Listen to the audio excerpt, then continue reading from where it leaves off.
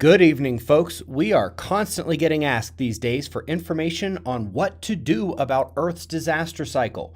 We have discussed this before, but it's true. There are a lot of videos on this channel, and it's not always easy to find what you're looking for. So in the spirit of reviewing all the critical information recently, let's take a bit of time tonight to go introduce things that need to be in your mind when it comes to preparing for what's coming. The solar micronova, the geological and atmospheric disaster, the loss of modern society and electrified way of life, and the breakdown of civilization as the new age of Earth arrives. Let's start with the rule of real estate: location, location, location. The most basic things you need to know are, first, don't be in big cities. Lots of people around is one of the most dangerous facets of a disaster scenario, especially when supplies are limited, running low, and emotions and desperation are running high. Be away from the oceans. Every disaster cycle comes with terrible tsunamis that invade far inland. Avoiding danger also requires that you keep away from major fault lines. Minor ones may be okay, especially since they are everywhere. And you also don't want to be a part of Vesuvius 2.0. Stay away from volcanoes as much as you can. You do want to be at high elevation in a rural location. This helps mitigate several problems, especially the great tsunamis. You want to have underground potential. This is key. The subterranean refuge potential is something shared by nearly every culture that survived the last cycle disaster. And it doesn't have to be too deep. Even a foot of soil on top of your head can be the difference when radiation surges and the weather gets wild. You want some climate awareness both now and for the aftermath. The electricity is likely to be lost, so ask yourself, can you survive the elements where you are now if you don't have electricity? What about in the aftermath with the new orientation of the Earth? Feel free to pause or rewatch this section if you have to. After location, your supplies are the most important thing to have in order. Basically, the world of prepping, but with an eye toward a lasting situation without civilization. Food, water, seeds, and weapons, these are the minimum requirement, and it will be challenging to survive without a good deal of these. Advanced items can give you a superior advantage. Make sure you have clothes for extreme cold, if it comes to it. Having the ability to generate power is helpful, whether that's by water, wind, solar, or manual crank devices. These require EMP shielding in a Faraday cage or plastic container, but in theory, that can be managed. You can't memorize everything you're going to need to know, so books are required. Farming, hunting, trapping, medicine, architecture, math, you get the idea. Anything that you may want to need to rebuild and survive. Tools is a broad topic.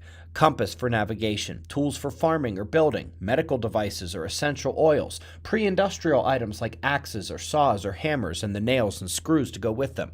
You have to use your imagination here and tailor it to both your skill set and your personal situation, what you expect it to be like and where you expect to be when the disaster unfolds.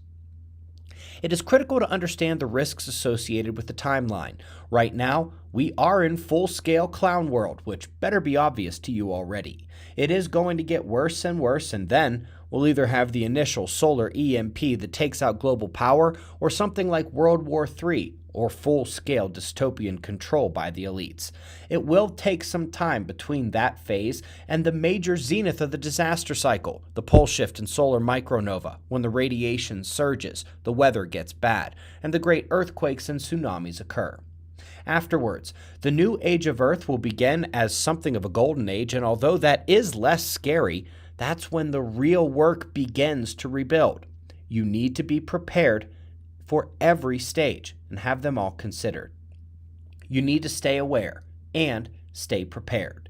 Keep an eye on everything. Don't just run to the mountains tomorrow. And in staying prepared, you're not going to want to wait until the sun really unleashes to realize that your canned food expires in a month. Of the utmost importance is to deal with these stresses and the radiation surges and electrical induction on your body. It's the energy field of yourself. Let's rewatch our video on that topic from September. You need to be putting all of these items together now and staying vigilant. Now, enjoy the reload on your last line of defense. Last night, we put out a video overview of some of the ways in which magnetic fields impact neural circuits. The fields can be from space weather, the changing magnetic field of Earth, or even from human technology. The neural circuits not only are critical for complex thought and emotion, but impact the heart, breathing, pretty much anything that is connected to the nervous system. By far, the most asked question in the comment section was about what to do with this information, how to defend against it. Well, let's first make it clear. As has been done in many studies, including this one, which reviewed lots of others, the body does have an energy field. A few of them, actually. It's real, it is projected from within, and it absolutely can be a line of defense to outside energies.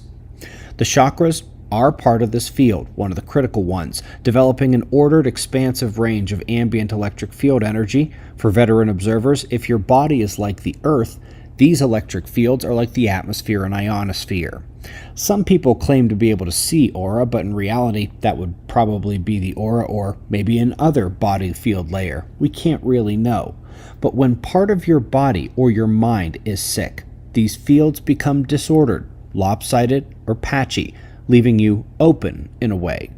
It's a critical aspect of the body field defense system, and whatever part of your body is affected, whatever chakra is out of balance or is blocked or is inhibited, will impact the imperfection of this field surrounding yourself. The other, larger one is your body's magnetic field, and there are actually several layers and sources, but none is bigger than that produced by the heart. Shout out to Heart Math here. The heart is the greatest driving force of your outermost defenses, and it can be affected by your diet, diseases, toxins, and yes, your psychological and emotional state as well. Anxiety can impact the field, impact the heart, just as much as too many candy bars and beers. In fact, when you are sick or out of balance or full of toxins or toxic thoughts, both your magnetic and electric energy fields are impacted simultaneously, so the question becomes, how do you strengthen it?